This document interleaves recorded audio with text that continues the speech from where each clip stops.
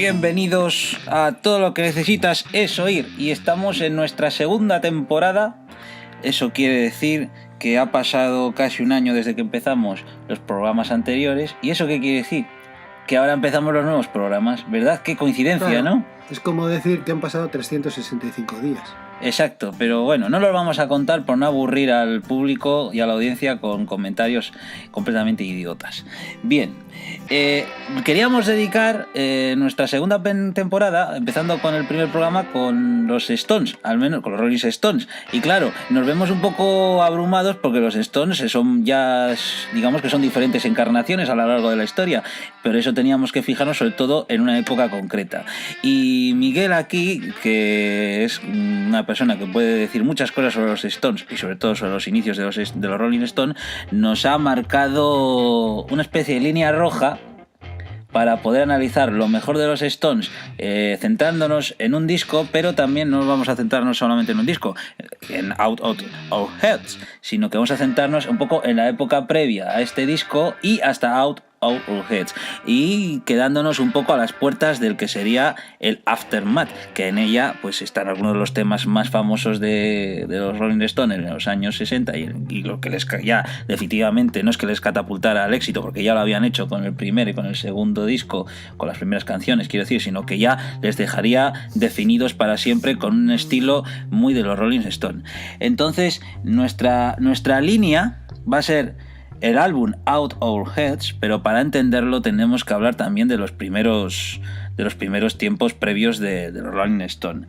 Tener que decir que este disco está entre los 100 más vendidos de la historia en los años 60, es decir, dentro de la etapa de los años 60, que la revista Rolling Stone lo ha definido como uno de los 500 álbumes más importantes de todos los tiempos, colocándolo en el puesto número 114, lo cual pues está bastante bien, pero es que sobre todo está bastante bien porque hay una cantidad de discos en el mundo inenarrable.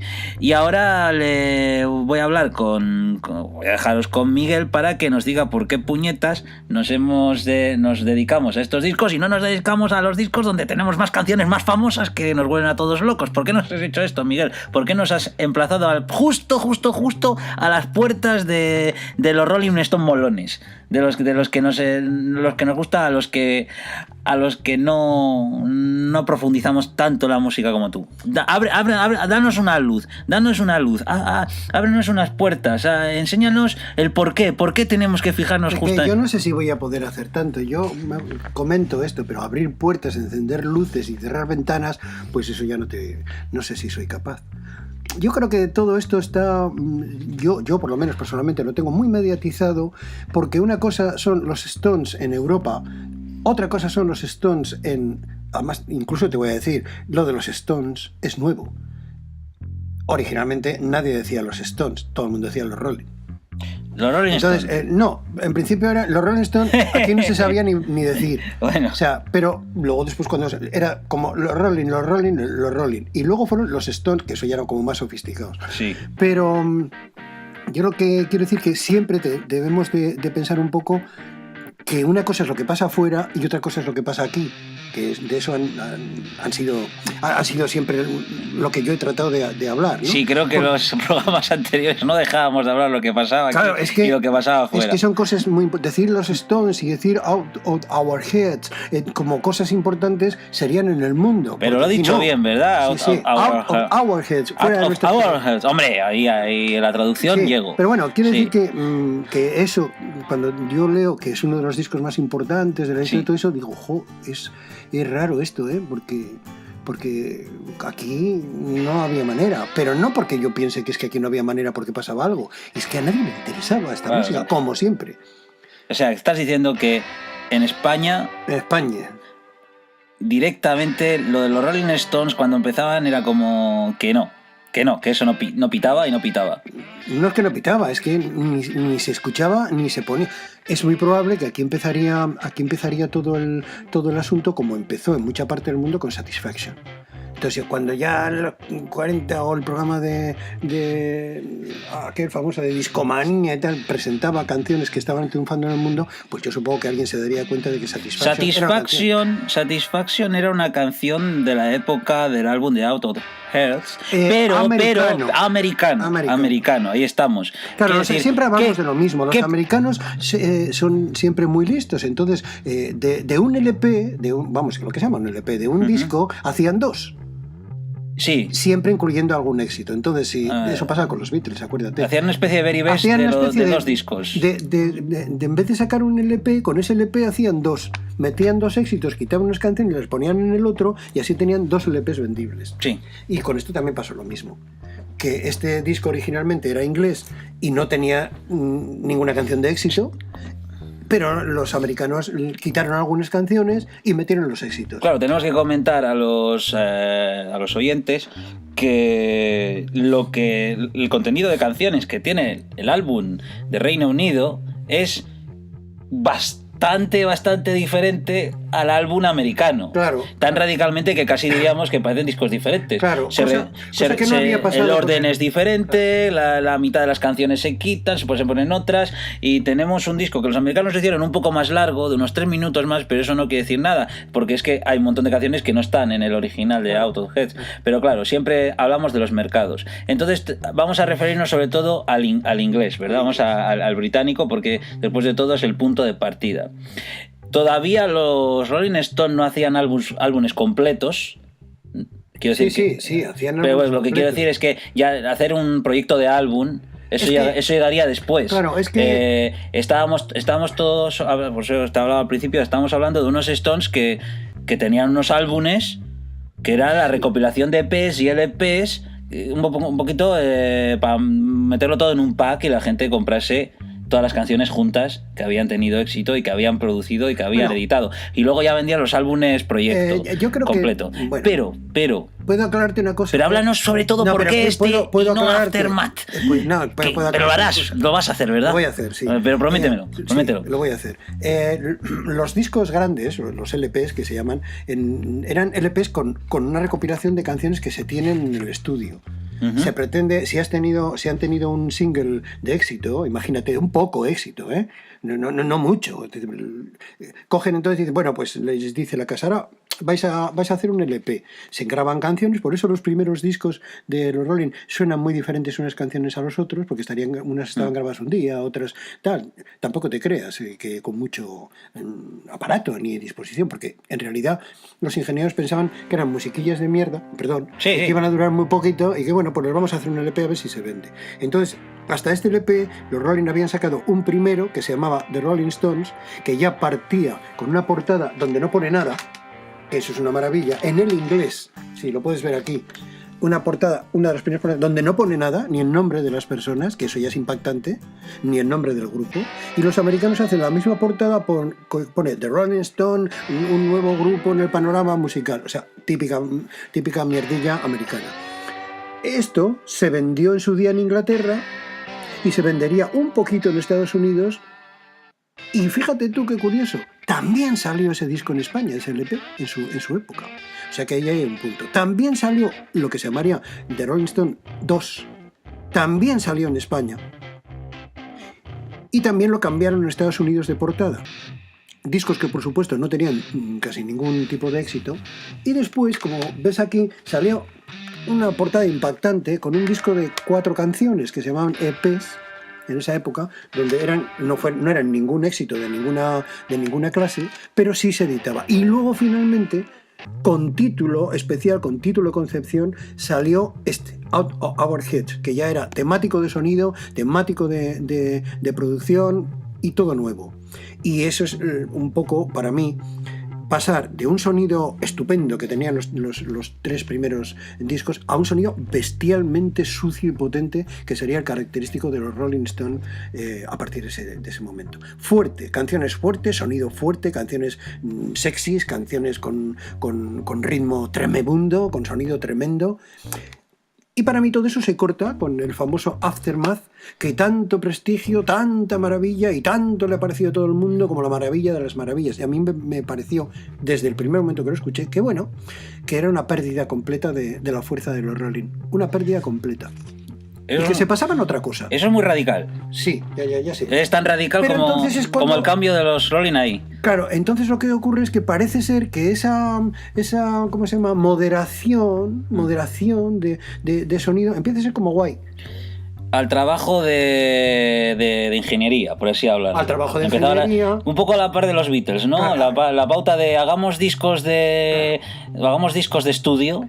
Claro. Que no es lo mismo luego reproducirlos directamente en un concierto. Hay un música laboratorio. Entre estos 3 discos hay una cosa que pasa muy importante, sí. Que los Rolling al principio graban en Inglaterra, en Decca, y los discos los graban en un día, es decir, cogen su repertorio y lo graban. Y lo graban con un magnetofón Revox de 2 pistas. Pero bueno, eso hacían todos. Claro, así empezaron todos. Pero luego estos... Con Brian Jones, que para mí es el genio de los Rolling, el genio, el que fue el genio, sí. Que le gustaba muchísimo el rhythm and blues y el blues y otras cosas, deciden hacerse un viajecito a Chess, a Estados Unidos, donde estaba Muddy Waters, que tenían un estudio pequeñito, y deciden allí grabar unas cuantas canciones y el sonido fue completamente distinto. Son canciones donde, como decían ellos, Muddy Waters estaba pintando a las paredes del estudio, les ayudaban a coger los instrumentos, es decir, van hacia un tipo de sonido que ellos querían y consiguen el sonido más grande que se ha podido escuchar en este tipo de música, ¿no? Pero claro, blues, rhythm and blues, soul, etc. Y eso pasa desapercibido. Y entonces parece que todo eso, cuando aparece Aftermath, pues entonces empiezan a diluirse en los soniditos con más seco, en los clean-cleans, en el famoso la cha-cha-cha, la, y todas esas cosas de hacer vocecitas y tal, que a la gente le pareció una maravilla. Pero a mí me pareció que entonces entramos en otra fase de los Rolling. Una fase, como yo soy Mick Jagger y voy a hacer de Mick Jagger ya toda mi vida. y yo somos los Rolling y vamos a hacer de los Rolling toda su vida. Y se olvida esta parte primera, en la que Brian Jones empieza a cansarse, porque Brian Jones quería hacer la música anterior y los otros le dijeron que no. Que lo que querían hacer es pues, ser muy populares y ser las cosas, ¿no? No deja de ser buena música, creo que siguen siendo algo estupendo, creo que hay canciones estupendísimas después de esta fecha, hay cosas maravillosas, pero yo creo que se termina un periodo y empieza otro. Y a mí personalmente, que viví aquel periodo anterior del 64 y del 65... Ya está, porque parece que estamos hablando cuando hablamos de un primer álbum, un segundo álbum, un tercer álbum, parece que estamos hablando de una cosa que pasó durante 4 o 5 años y no, estamos hablando... No, es que a lo mejor pasan 2 meses. Estamos hablando del 64 al 65. Sí. Esa es la época en la que nos centramos, claro. Y entendemos que Out of Our Heads es la culminación de un estilo que luego se convertiría en otra cosa más desarrollada, más avanzada, pero perdiendo el soul, por así decirlo, de los Rolling Stones de sus principios. Es que yo no te puedo decir si perdieron o no perdieron, eso es lo que las personas opinan. Para mí perdieron un tipo de sonido bestial, un tipo de sonido pero hablamos, buenas. Vamos a decirlo, es como comparar Help con lo que sería Sgt. Pepper. ¿Me entiendes? Lo que quiero decir sí. Es que a algunos nos gusta, es muy bonito Sgt. Pepper, pero nos gusta escuchar Help, puñeta, claro. Nos divierte escuchar Help y parece que tenemos ahí a los músicos tocando para nosotros. Entonces, claro, los Stones entender que todos sus principios, parecido a la mayoría de los músicos, fueron blues y machacando en conciertos y en salas de conciertos y salas de conciertos y festivales y... No, ni festivales, bueno, había... en bares. Pero había, luego hubo por el año 74, 75 famosos, festivales muy famosos. Festivales de los domingos. Exacto, y que se juntaban todos con el Spencer Davis Group, se juntaban y coincidían con los Hollies, coincidían con todos los grupos emergentes. Sí. Y digamos que los Rolling Stones, gracias a estos primeros discos, se comenta, y seguramente será verdad, que gracias a estos discos, a estas producciones tan rápidas, tan chisposas, tan directas al público, y consiguieron que mucha gente se animara también a hacer grupos de música y lo que los Beatles más o menos lo presentaron, los Rolling Stones lo constataron, que la música se hizo muy popular para todos y animó a mucha gente, a muchos chavales, a muchas personas jóvenes a formar sus grupos, su propio. ¿Por qué? Porque ¿qué se necesita? Una batería, un par de guitarras, gente que sepa tocar y gente que sepa cantar blues. Y ahora tenemos también que hablar de un poco del sentido del blues, porque los Rolling Stones le estaban haciendo un poco la cama a los americanos. Es que se recibían, en Inglaterra no se editaba todo, ni en Europa se editaba todo. Y había muchas músicas que venían de Estados Unidos y que tenían que traerlas, como aquí pasó mucho más tarde, las traían los pilotos de los aviones, los traían, oye, tráeme esto, que es lo que se está vendiendo en Estados Unidos. Y en Estados Unidos, en muchos sitios se estaba vendiendo el rhythm and blues, se estaba vendiendo la música negra, se estaba vendiendo los principios Bob Diddley y toda esa gente, se estaba vendiendo eso, no a nivel popular. Pero claro, luego había la otra charanga, la de los Beach Boys, la de los es que, ya sabes, de esas cosas. Que eso se amalgamó todo en Inglaterra y salió un sonido original. Y los Stones tenían esa fuerza, la fuerza de que sabían lo que estaban tocando, sabían lo que era el rhythm and blues, porque en Inglaterra también se trabajaba mucho ese tipo de sonido. Es decir, si aquí cuando la gente iba a una sala de fiestas o a una discoteca que generalmente no había y que era para gente mayor, lo que estaban escuchando, ya sabes lo que estaban escuchando, boleros, etcétera, etcétera, pum. Allí en Londres y en Inglaterra los tugurios eran famosísimos. Es decir, un bar donde allí se emborracha la gente, pero está tocando un grupo y está tocando música de no sé cuántos y la gente está allí. Entonces eso es lo que realmente representan el principio de los Rolling, o de los Stones, como quieras decir, para pasar a un sonido mucho más internacional, que es Aftermath. Entonces en Aftermath empiezan las más mezclas, más pistas, más ahora yo hago, más ahora yo meto. Y ya un disco hecho con canciones de ellos propias. Con canciones de ellos propias. Retomando un poco el tema de la bofetada a los americanos, comercialmente hablando, y diciendo, bueno, aquí tenemos a los ingleses que están cantando como nosotros, dicen los americanos, claro, pero a su manera. Pero es que Out of Hearts tiene canciones de Marvin Gaye. Claro, tiene canciones de Chuck Berry. Claro. Y eso seguro que a mucha gente de ahora, ¿no?, que no conoce un poco esta historia, no lo tiene muy en cuenta. Claro, porque estamos acostumbrados a unos Stones muy de la lengua afuera del icono, pero estamos hablando de una época en la que eran otra cosa.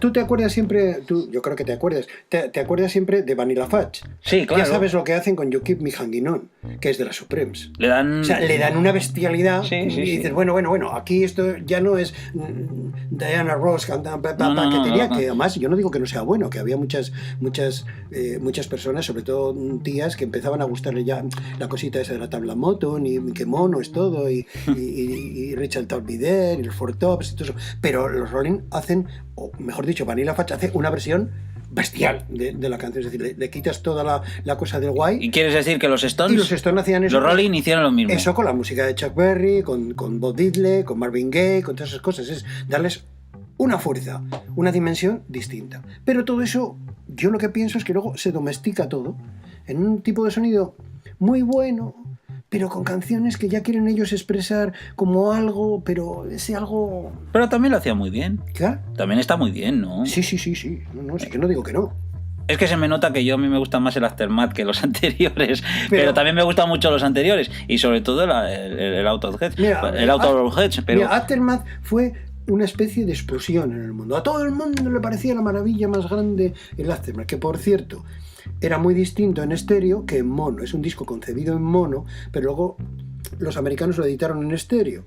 No sé si me explico. Sí. Y los ingleses lo volvieron a editar en estéreo. Entonces ya el sonido de los dos altavoces sonando cositas por un sitio y cositas por el otro, lo que hace es ablandar la música. Tú, lo que me comentas me recuerda, y siempre saco la referencia de los Beatles, es a los fans originales de los Beatles de Liverpool, que decían que esos Beatles que habían ido a fama mundial ya sacando los discos ya más modernos, decían, esos no son nuestros Beatles, esos no son los que hemos conocido, el sonido de sala, el sonido de música, el sonido de no de grabación de estudio, sino de directo, y sobre todo de sacar del origen de los propios músicos, los orígenes musicales. Pero eso sucede mucho al principio de todos los grupos. ¿Sabes por qué?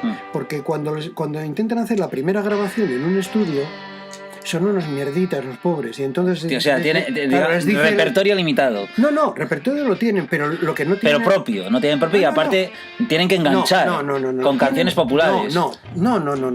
Ellos tocan ya esas canciones en los bares y en los sitios. Es lo que tocan. Pero cuando van a grabar, porque les conceden una especie de audiencia y te vamos a dar en Decca 3 horas para que grabes cosas, el ingeniero dice, aquí tienes 3 horas.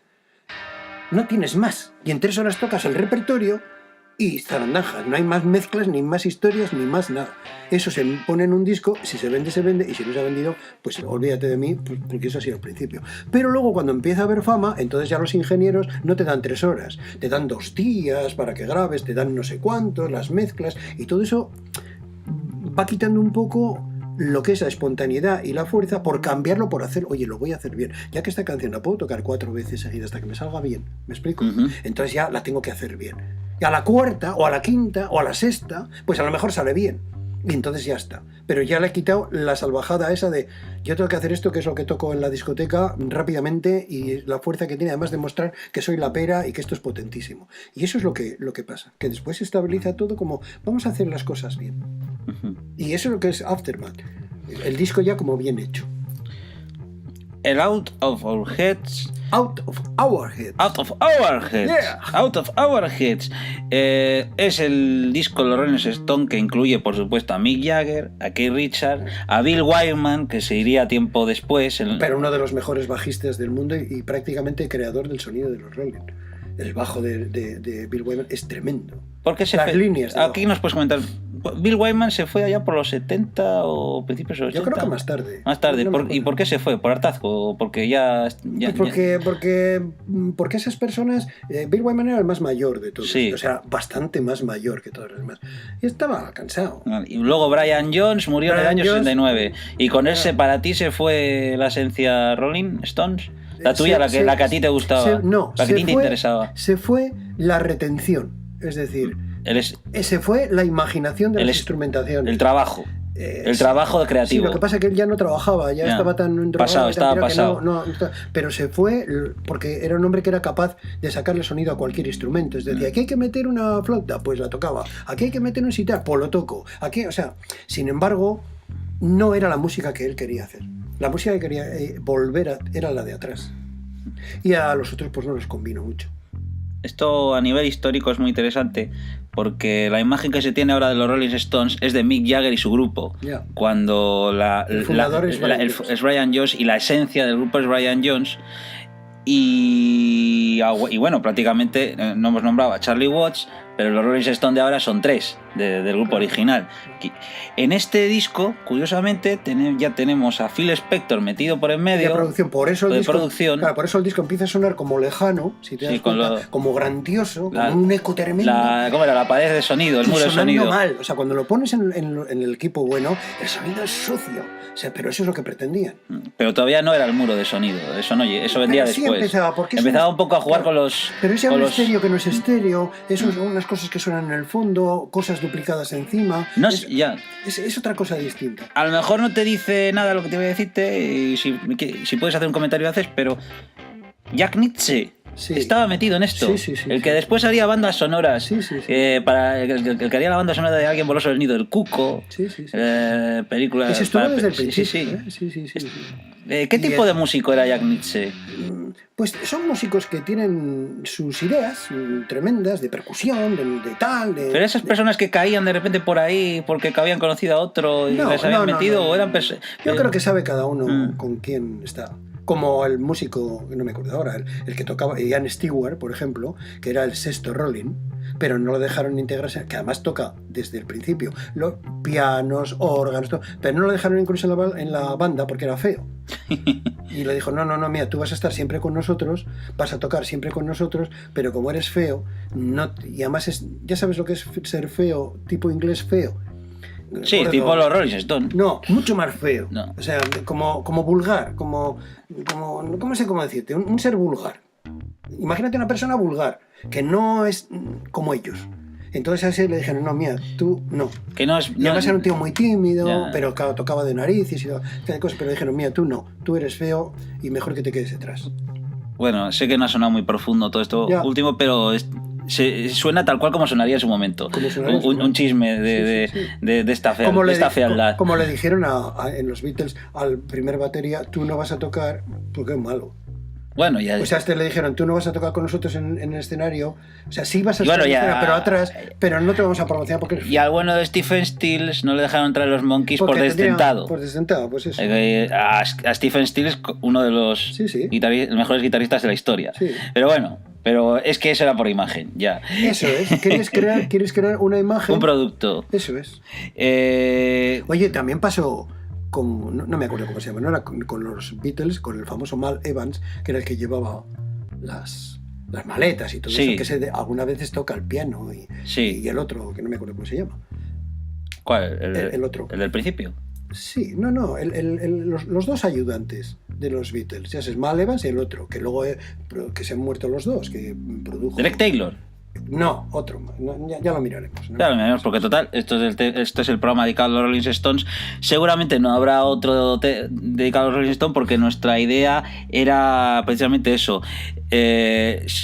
Como hablamos de los discos más influyentes, más importantes de la música pop, también nuestra idea era no solamente elegir el que está cliché o tópico, sino también realmente el que define una época, el que define un tránsito o un cambio. A lo mejor no es un disco el más popular, el Out of Our Heads, pero desde luego tiene mucho que decir a lo que se refiere a la influencia de uno de los grupos más importantes de la historia, porque es que tenemos los Beatles, los Rolling Stones pero luego están a remolque los otros, porque realmente los Rolling Stones era el grupo que se podía equiparar en éxito a los Beatles sin ser algo ni siquiera ni parecido. Es que son una cosa completamente diferente. El yin y el yang. Pero por eso, joder, cómo te ha quedado. Por eso tienen éxito, porque son antagónicos. Y entonces empiezan a dividirse los de yo soy de los Rolling, yo soy de los Beatles. Las niñas siguen siendo de los Beatles, los chicos empezamos a ser de los Rolling. Las niñas siguen pensando que guay y qué majo es esto y qué música, y lo otro empiezan a pensar, esto es una música un poco sucia y no me gusta. De hecho, ya sabes cuál es el eslogan que se hizo con los primeros discos de los Rolling Stones. No. ¿No sabes cuál es el eslogan? Salió una foto de los Rolling, del segundo, de las caras, sí. y ponía, ¿usted dejaría a su hija que saliera con un chico como estos? Y ese fue el eslogan. Entonces, claro, las chicas no les gustaba mucho ni lo de los granos, ni lo de la cara de loco, ni los morros de eso o sea, y funciona a mí así. Que me gusta buscar símiles cinematográficos, pero la portada del disco de Alien viene dentro una explicación que dice Alien es a Star Wars lo que los Rolling Stones es a los Beatles. O sea, Alien es un Star Wars asqueroso o sucio, repugnantillo, pero atractivo al mismo tiempo. Entonces es como vosotros están los del lado más pudoroso del buen chico, que un poco, y luego están los Rolling Stones esto tiene mucho que ver, que era como danos a tu hija. Esto tiene mucho que ver no en el mundo, porque en el mundo las cosas funcionan de otra manera siempre, es decir, los discos se los compran chicos y chicas, generalmente todavía más chicas que chicos, pero como siempre tenemos que irnos a donde vivimos. Aquí era al revés. Los chicos compraban más discos que las chicas, pero a las chicas a ninguna se le ocurría comprar discos de los Rolling en el 65 ni en el 66. Sí compraban discos de los Beatles, pero no de los Rolling ni de los Who. Porque eran feos. O al menos no lo evidenciaban. No se vendían. Hombre, obviamente el Out of Our Heads vendió 1 millón de discos en los años 60, que está muy bien. Pero no es ni por asomo los 5 o 6 millones de los Beatles de cada álbum que sacaron por los 60, con lo cual estamos hablando de unas cantidades que son las que son, que están muy bien para la época. Que hablamos de una época que una vez más, que no todo el mundo tenía giradiscos en casa o plató. Plató es mucho más tarde. Entonces, claro, estamos hablando de tocadiscos de maleta. Exacto. España. En España. Bueno, tocadiscos de maleta, mierda. Sí. En Estados Unidos, tocadiscos monofónicos, pero más grandes. Es que, claro. Radiogramolas, que eso era importantísimo. Las radiogramolas, que son esos muebles grandes que tienen una radio, el equipo y dos altavoces grandes, eso era muy americano. Y ahí las cosas sonaban de diferente manera. Sí. Con lo cual, el sonido de los americanos era distinto al sonido de los europeos. Es que a mí me hace gracia cuando... Te cuento cuál era el sonido de los españoles. Ya. O sea, que es la música a través de la radio. Es que a mí me hace gracia un poco hablando de estas cosas de... Joder, ¿cómo es posible que discos como de los Bee Gees del Saturday Night Fever vendieran 40 o 50 millones y los Stones, que es el grupo más grande del mundo, solo vendieran 1 millón en esa época? Porque son épocas diferentes. Son épocas diferentes. Es que estamos hablando de una época en la que se empezaba a poner de moda que los chavales... europeos sobre todo, porque los americanos obviamente se compraban discos no como una cosa normal pero es antes. Que sus padres compraban muchos discos. Pero muchos discos, el chaval medio europeo empezaba a comprarse discos. Sí. No era una cosa, o sea, de verdad, ¿no? Y la música popular directamente para la juventud se estaba haciendo en Europa para esa época, en esa época, ya a nivel masivo, ya a nivel como una cosa rentable económicamente para las casas discográficas. De ahí que hablamos siempre, por ejemplo, que el disco que precisamente no le dejó llegar al número 1, a Out of Our Heads, Out of Our Heads, el disco que lo dejó llegar al número 1, Out of Our Heads, Out of Our Heads. Yeah. Es que se me mete ahí siempre algo. Oh, yeah. Era Help estaba en el número 1 y no le dejó llegar al número 1. Claro. Pero sin embargo, en el Billboard americano consiguieron llegar con el Out of Our Heads, claro, con la versión americana, llegaron al número 1 con este disco. Entonces, y luego también le comía los talones, le pisaba los talones y le superó en cantidad de discos vendidos Sonrisas y Lágrimas. Sí, es que eso es tremendo. Es que es curioso, porque estamos hablando de una época en que competían. Los Rolling Stones competían con Sonrisas y Lágrimas. También una de las bandas más vendidas de la historia. Y aquí se vendió muchísimo más Sonrisas y Lágrimas. Por supuesto, las canciones en español. Porque sí. RCA, que editaba Sonrisas y Lágrimas, versión que editaba en España era con las canciones en español, que esa es la que se vendía. Con lo de, ¿cómo es? Do estrato de varón sí, animal. Pero yo, por ejemplo, no me... hablando de España, estas canciones... Estas canciones en España se hizo como otras veces hacer versiones en castellano. ¿Se puede hacer una versión en castellano de Satisfaction? Yo no puedo tener satisfacción. Y no puedo, y lo intento. Pues ¡Satisfacción! Pues seguramente como hacían los Mustang y todo eso. Yo no puedo tener satisfacción. No, eso no se puede. Yo no puedo. No, entonces seguramente la letra sería los Mustang se dedicarían, ¿no? Cuando ibas por la calle, yo no tenía situación porque tus ojos no me miraban, entonces me dijiste que yo me sonrojé, pero te necesito, porque esas eran las traducciones que se hacían en España, de cualquier canción. O sea, nada que ver con el original. Claro. O sea, tú imagínate que After Noche de aquel día no tiene nada que ver con llegué a casa porque había trabajado como un perro y me gustan las cosas que tú me das. Aquí era que noche de aquel día cuando te vi en el baile, luego no me dijiste. Pero ¿no? Se puede hacer, por ejemplo, Painting Black también. Me he metido en la habitación y la he pintado de negro. Pues Painting Black precisamente es una canción muy dura de lo veo todo negro. O sea, ya, pero bueno, en España para que el mensaje siga siendo positivo, porque claro. No de estas cosas tan oscuras mejor no traducirlas y convertirlas en algo un poco más flores y el mundo de color. Pues fíjate tú lo que pasó con uno de los otros éxitos, con el sonido más sucio que hayas podido encontrar en tu vida, que a mí no es que no les gustara a nadie, es que me regalaban hasta el disco. Es decir, cuando se recibían de Inglaterra, toma esta mierda para ti, que es: ¿has visto a tu madre de rodillas detrás del árbol en las sombras? Es decir, have you seen your mother, baby, standing? ¿Has visto a tu madre cómo está ahí en las sombras de rodillas en la sombra? O sea, ni existió.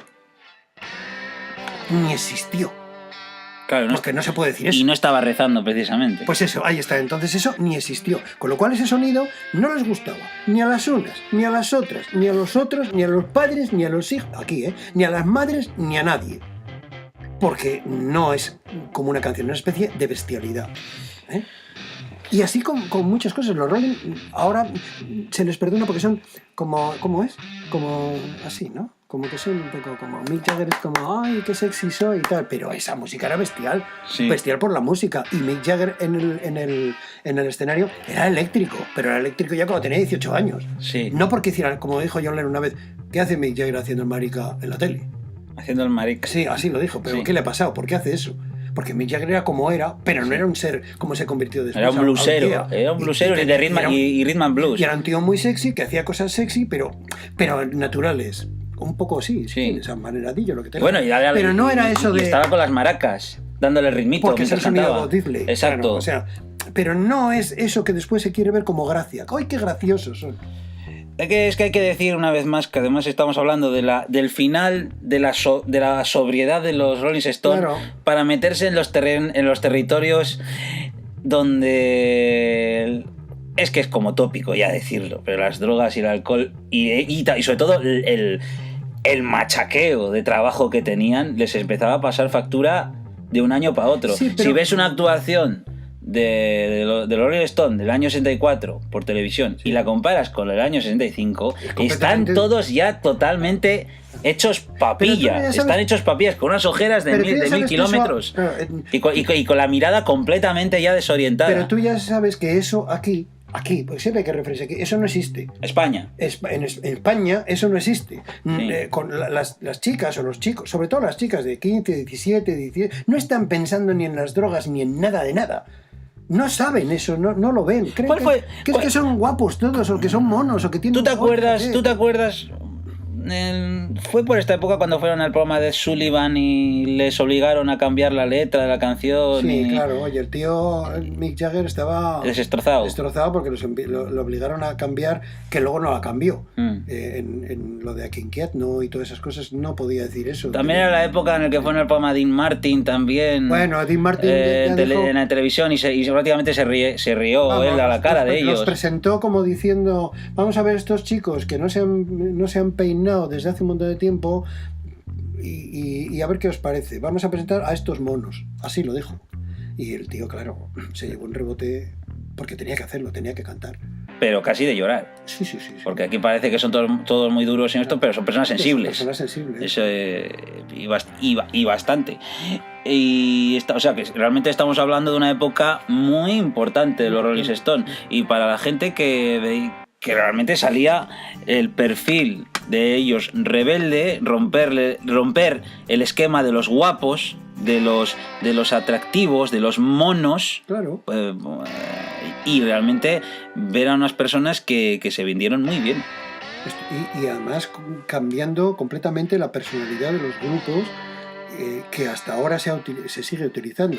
El tipo de grupo de músicos como duros, ya sabes, sí. como que tal, y como que no miran a la gente, y como que tal, comparándolos con los grupos que eran de niños monos o de niños guapos. Oye, que todo el mundo nos hubiera gustado, ¿eh? Hombre, claro, niño mono, niño guapo. Te soluciona bastantes papeletas. Te soluciona bastante el papel, aunque luego pienses que te quieren porque eres guapo, pero no porque eres valioso. Cosas de esas. Pero sí que realmente esto cambia una estética. Te digo yo que en España no, ¿eh?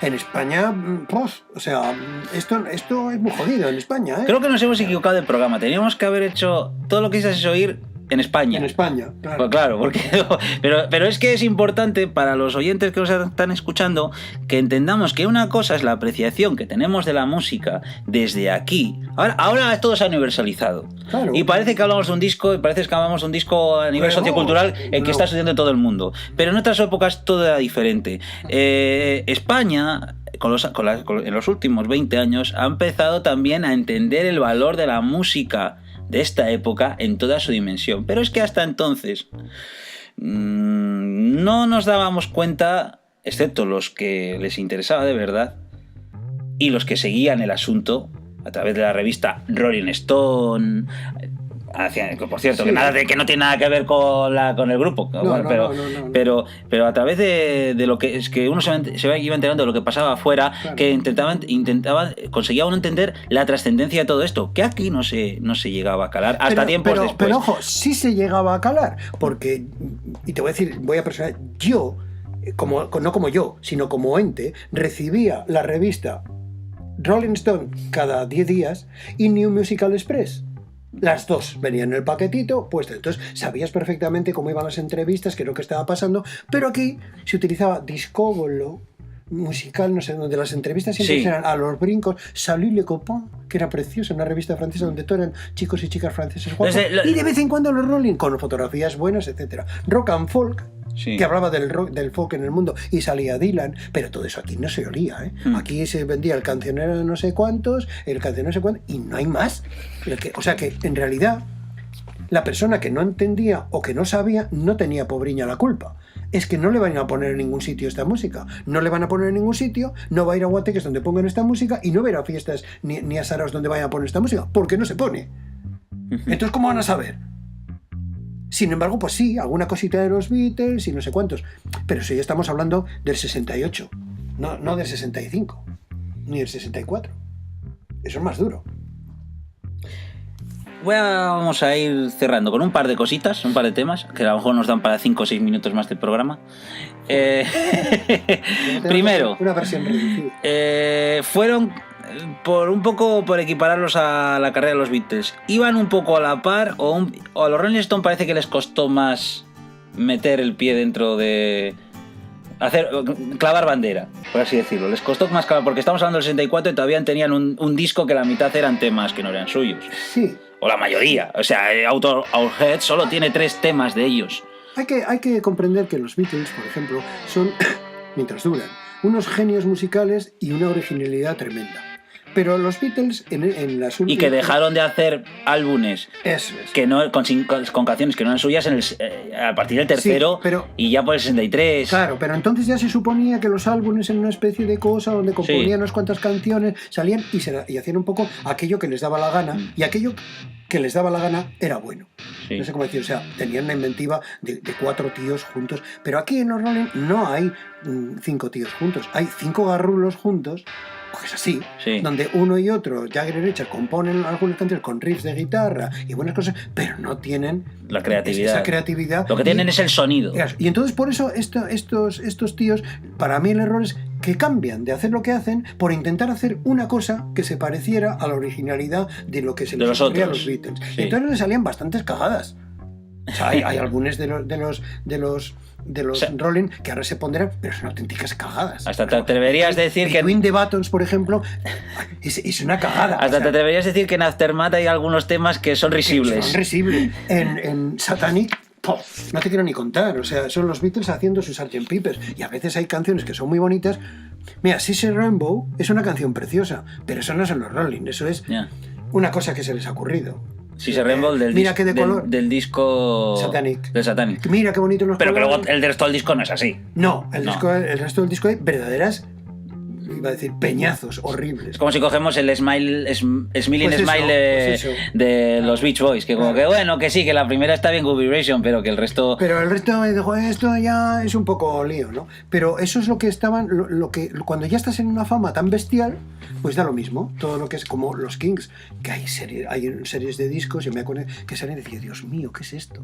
Tan pronto quería Ray Davies componer una especie de ópera, que era una turrada monstruosa. Los Who hacían cosas buenas, pero de repente unas turradas horribles. Es decir, nadie se podía comparar a esa efectividad de los Beatles que se deshacen en el momento que se deshacen ellos. Y los Rolling siguen, pero pasa que los Rolling siguen una carrera donde el público, como ya no hay Beatles, pues hay Rolling, y entonces ya, una maravilla. Estoy viendo a los gigantes, qué sonidazo, que ellos lo procuran, vuelven a tener un sonidazo de maravilla y se convierte en un espectáculo. Pero sus espectáculos, todo hay que decirlo, y con esto vamos cerrando, siguen nutriéndose de los éxitos de esta época. Claro, curiosamente, porque si tú vas a ver un concierto de los Rolling Stones y no te tocan por lo menos Satisfaction. O Lady Jane o yo qué sé, o no te tocan Stupid o Petit Black, maldita sea. Perdóname. Si no te la tocan es que te sientes chungueado. Pero es que cuando no te la tocan siempre te sientes chungueado, tío. Exactamente. Pero te quiero decir que ahí se mezcla también el Honky Tonk Woman, por ejemplo, que se cuentan Brown Sugar, todas esas cosas que después han sido éxitos. Entonces, claro, tienen tantos éxitos que pueden hacerte un concierto de manda madre. Pero de vez en cuando has visto que en los conciertos meten canciones de Chuck Berry y son bestiales. Sí, claro. Y son bestiales, porque eso es lo que realmente estoy seguro que dentro de ellos es lo que les sigue gustando, ¿no? Sí. Y vamos terminando, ¿verdad? Sí, Mira, sí, porque llegamos a la parte en la que me tienes que decir una canción del disco. Hombre, pues de Our Hearts. Mercy, por ejemplo. Mercy, segunda eso... que que Mercy, que qué decirles, si tienen el YouTube a mano, lo tienen a mano, pues busquen Mercy para escucharla. Nosotros no la vamos a poner, no vamos a hacer como otras veces, ponerle la música, ¿por qué? Porque luego nos quitan el sonido. Claro. Entonces la verdad es que para eso lo pueden escuchar. O sea, ya saben que si está sonando todo el rato debajo de esta conversación, está sonando música un poco rara que nada tiene que ver con los Rolling Stones. Es Camilo Sesto. Bueno, no, que nos la quitan. No, y luego es un rollo tener que volver a volcar esto. ¿Me entienden, verdad? Me entienden perfectamente. Pero has elegido, Miguel ha elegido Mercy. Me parece una estupenda elección. Yo comparto. Talking About You también es otra canción bestial. Una canción de amor preciosa que es This Is a Storm I Love Is. Son cosas tremendas, pero con sonido gordo, sí. Como que te están destrozando las tripas, aparte de esas cosas. Con una descripción tan orgánica, que como se acaba de hacer Miguel, orgánica, pues nos despedimos de este regreso al verano de la música con todo lo que necesitáis oír. Tenemos que dar gracias, por cierto, a las personas que han estado escuchando nuestro último programa que fue dedicado a The Jimi Hendrix Experience. La verdad es que no esperábamos ni mucho menos que llegásemos a tener más de 800 escuchas y además algunos comentarios, incluso esos comentarios que nos han dado corrigiendo algunas cositas, lo agradecemos, porque a veces en la vorágine de aquí de hablar, de hacer este programa a toda prisa y con naturalidad, pues a veces no definimos exactamente lo que queremos decir, porque tenemos tantas ganas de decir montones de cosas que a veces nos columpiamos un poquito, pero bueno. Mira, sí. ¿Me dejas que les deje una frase para que mediten? Medita, una frase. Cuando dice todo el mundo Clapton es Dios... Eric Clapton, ¿quieres decir? Sí, Eric Clapton es Dios. ¿Qué es Jimi Hendrix? Pues el Espíritu Santo. Déjalo que lo piense. Bueno, así despedimos con una frase dedicada sobre Eric Clapton en comparativa con Jimi Hendrix. Les dejamos este programa de los Rolling Stones. Calla, que es por decir, porque los Rolling Stones son esto, los Rolling Stones son lo otro. Y fíjate tú, los gigantes, los cíclopes, los dinosaurios. Déjate, la música sigue siendo buena. Volveremos. No nos hemos ido. Hasta luego, hasta la próxima edición de Todo lo que necesitas es oír.